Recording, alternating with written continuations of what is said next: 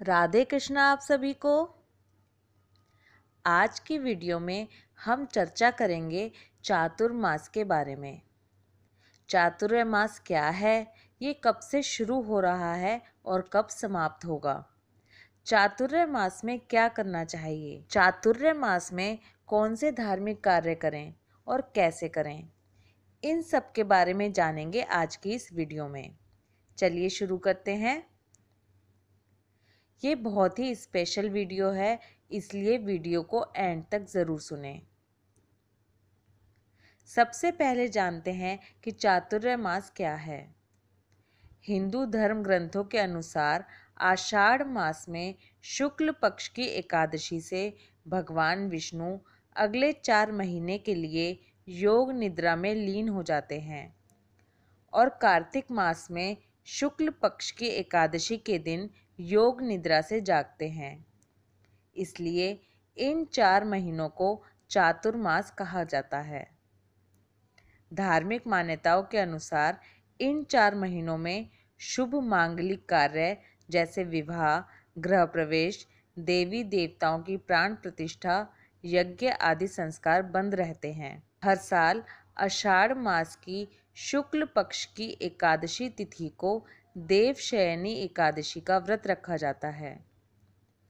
माना जाता है कि इस दिन भगवान विष्णु पूरी सृष्टि का संचालन भगवान शिव को सौंपकर स्वयं क्षीर सागर में शयन करने के लिए चले जाते हैं।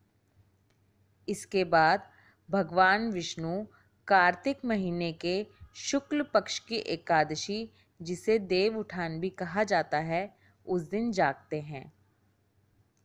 भगवान विष्णु के शयन काल की यह अवधि 4 महीने की होती है।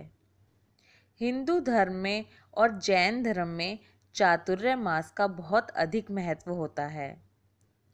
चातुर्मास में जहाँ कई कार्य करने की मनाही होती है, वहीं इन 4 महीनों में कुछ कार्य करने से हमें बहुत ही शुभ फल मिलता है।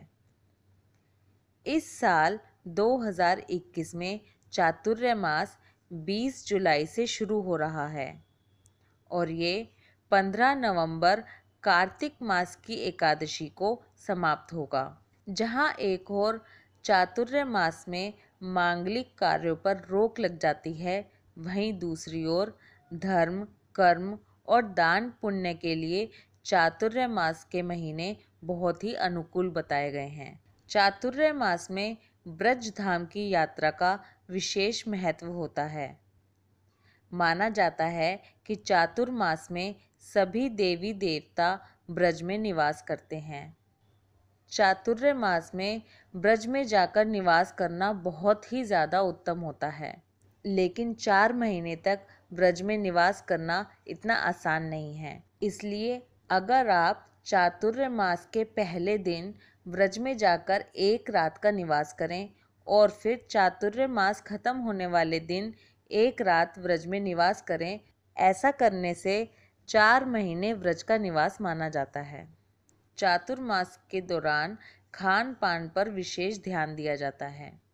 इन 4 महीनों में साग, हरी सब्जियां, दही, दूध और दाल खाना वर्जित होता है। इसके अलावा इन 4 महीनों में मांस, मदिरा और तामसिक भोजन से भी बचना चाहिए। शरीर पर तेल लगाना, पलंग पर सोना, ये सब भी चातुर्मास में वर्जित माना गया है। सावन के महीने में पत्तेदार सब्जियां जैसे कि पालक, साग इत्यादि, भादों में दही, अश्विन में दूध और कार्तिक में प्याज, लहसुन और उड़द की दाल का त्याग किया जाता है। अब जानते हैं कि चातुर्मास में हमें क्या क्या करना चाहिए। चातुर्मास के दौरान सुबह जल्दी उठकर स्नान करना चाहिए। इन 4 महीनों में दान पुण्य करना भी बहुत ही शुभ होता है। रोजाना भगवान विष्णु की आराधना करें, उनके मंत्रों का जाप करें। इन 4 महीनों में विष्णु सहस्रनाम का जाप विशेष रूप से फलदायी माना गया है।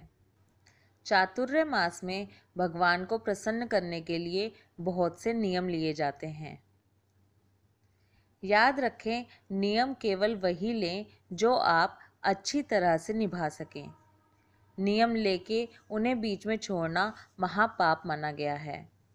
चातुर्य मास में आप किसी भी तरह के नियम ले सकते हैं, जैसे कि एक टाइम खाना खाना, पूरे 4 महीने भगवान विष्णु की परिक्रमा करने का, तुलसा जी पे दीपदान करने का, गायत्री मंत्र, महामृत्युंजय मंत्र, विष्णु भगवान का मंत्र, किसी भी मंत्र का 4 महीने तक जाप करने का, ब्रह्मचर्य का पालन करने का, तेल खाना या फिर तेल शरीर पर लगाने का त्याग करने का नियम, मंदिर में झाड़ू लगाने का नियम, अपने दिन की शुरुआत भगवान के चरणामृत से करना, विष्णु सहस्त्रनाम का रोजाना पाठ करना, कोई भी पुराण या ग्रंथ भी आप इन 4 महीनों में लगा सकते हैं। इस तरह कई नियम हैं जो आप ले सकते हैं। अपनी किसी मनपसंद खाने की वस्तु का त्याग करना, बहुत सारे नियम हैं, लेकिन नियम वही लें जो आप आसानी से निभा सकें। ऐसा कोई भी नियम ना लें जिसे करने में आपको मुश्किल पड़े या आपके शरीर पर बुरा असर पड़े। अगर आप कोई भी नियम ले रहे हैं तो उससे पहले संकल्प ज़रूर करें। भगवान विष्णु के आगे हाथ में जल, फूल और दक्षिणा लेकर संकल्प करें कि मैं इन 4 महीनों में इस नियम का पालन करूंगी या करूंगा, और ये कहकर भगवान विष्णु के सामने उस जल को छोड़ दें। आई होप चातुर्य मास से रिलेटेड ये वीडियो आपको पसंद आएगी।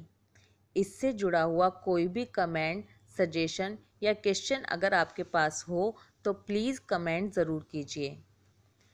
राधे कृष्णा।